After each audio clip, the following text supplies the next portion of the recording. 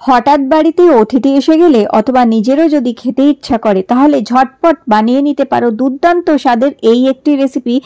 জলের মধ্যে 1 কাপ দুধ মিশিয়ে দারুণ স্বাদের এই রেসিপি কিন্তু তৈরি হয়।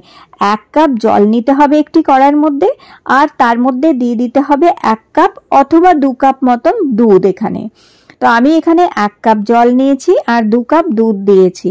এবার আমি গ্যাসটা অন করে দুধটা বসিয়ে দিলাম আর আঁচটা একটু কমিয়ে দিলাম। এবার আমাদের নিতে হবে একটি বাটি আর তার মধ্যে 1/2 কাপ দিয়ে দিতে হবে জল। আর এবার আমি এখানে নিয়ে নিচ্ছি কর্নফ্লাওয়ার।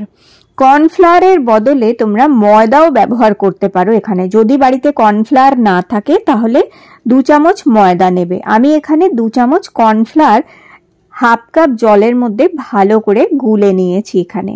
এবার এটাকে ভালো করে গুলে মিক্স করে নিতে হবে। আর যদি ময়দাও দাও একই পদ্ধতিতে গুলে ভালো করে সাইডে রেখে নেব। এবার আমি আজকের এই রেসিপিটা একটু হেলদি ওয়েতে করার জন্য আমি সুগার ফ্রি ইউজ করছি। যেহেতু আমাদের বাড়ি থেকে চিনিটা কম খাওয়া হয় কিংবা খেতে চায় না, সেই জন্য আমি এখানে সুগার ফ্রি ইউজ করছি। তো আমি এই দুধের মধ্যে 2 টিস্পুন মতন সুগার ফ্রি দিচ্ছি। তোমরা সুগার ফ্রির বদলে চিনি দেবে এখানে, এবং চিনি যেমন মিষ্টি খেতে চাও, যতটা মিষ্টি খেতে চাও সেই অনুযায়ী এখানে মিষ্টি দিতে পারো। একটু হালকা মিষ্টি খেতে হলে 4-5 চামচ দেওয়া যেতে পারে, একটু বেশি মিষ্টি খেতে হলে 6-7 চামচ মতন চিনি এখানে মিশিয়ে দিতে হবে।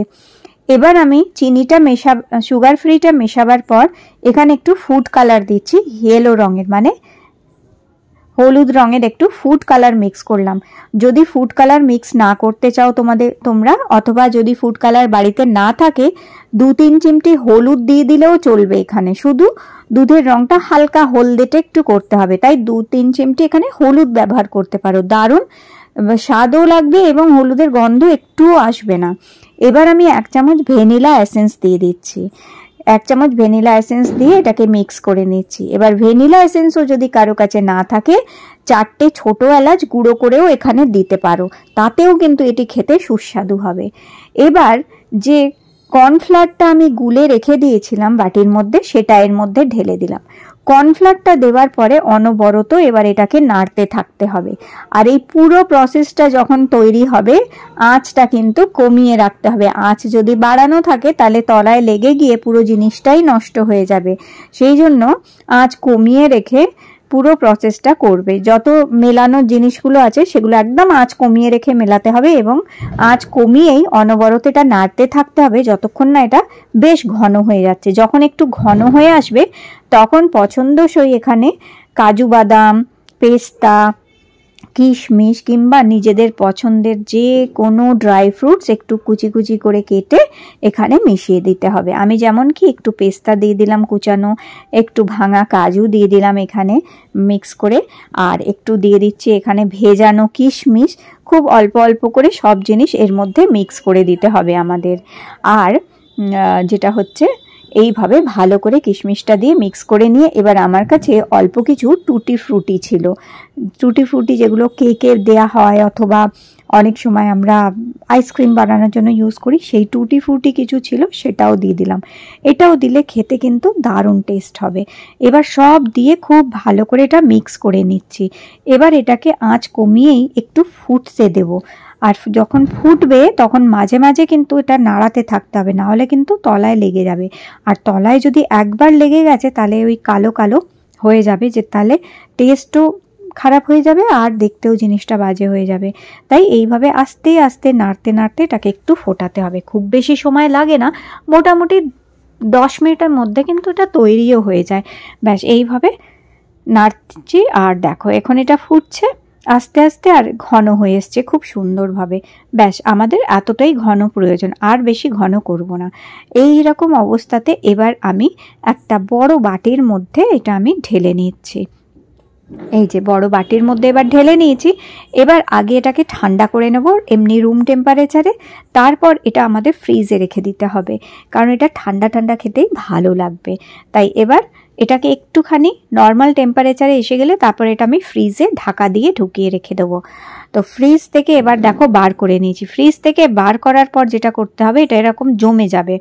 তো এটাকে এবার কি করতে হবে, অনবরত একটু চামচ দিয়ে নাড়তে থাকতে হবে, তাহলে একদম একটা ক্রিমি টেক্সচার চলে আসবে এর মধ্যে। আর এই সময় এটা একদম ঠান্ডা আছে, যখনই কাউকে সার্ভ করবে তখন ফ্রিজ থেকে বার করেই সার্ভ করো, তাহলেই কিন্তু এটা খেতে অসাধারণ লাগবে। ভালো করে এইভাবে মিক্স করে নেওয়ার পর এবার পছন্দসই কিছু ফ্রেশ ফ্রুট এর মধ্যে দিতে পারো। আমি যেমন কি একটুখানি ড্রাগন ফ্রুট আর একটু কিউই ছিল আমার ফ্রিজে, সেটাই আমি কেটে দিলাম। পছন্দসই যে কোনো ফল এখানে দেওয়া যেতে পারে, পেঁপে দেওয়া যেতে পারে, কলা দেওয়া যেতে পারে, অথবা যেটা হচ্ছে আপেল দেওয়া যেতে পারে, পেয়ারা দেওয়া যেতে পারে। পছন্দের যে কোনো ফ্রেশ ফ্রুট, তোমরা যেটা খেতে ভালোবাসো সেই ফ্রেশ ফ্রুটই ছোটো ছোটো করে কুচি কুচি করে কেটে এর মধ্যে মিক্স করে ভালো করে এটা মিক্স করে নিতে হবে। মিক্স করে নিয়ে একদম ঠান্ডা ঠান্ডা এটা খেতে অসাধারণ লাগে।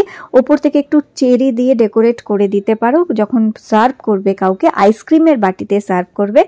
তো এই রেসিপিটা অবশ্যই ট্রাই করে দেখো। বাড়িতে গেস্ট আসলে সাধারণত তারা মিষ্টি খেতে ভালোবাসেন না, এইরকম জিনিস বানিয়ে দিয়ে দিলে তারা কিন্তু প্রশংসা করবেনই, এবং এটা খাওয়াও বেশ ভালো।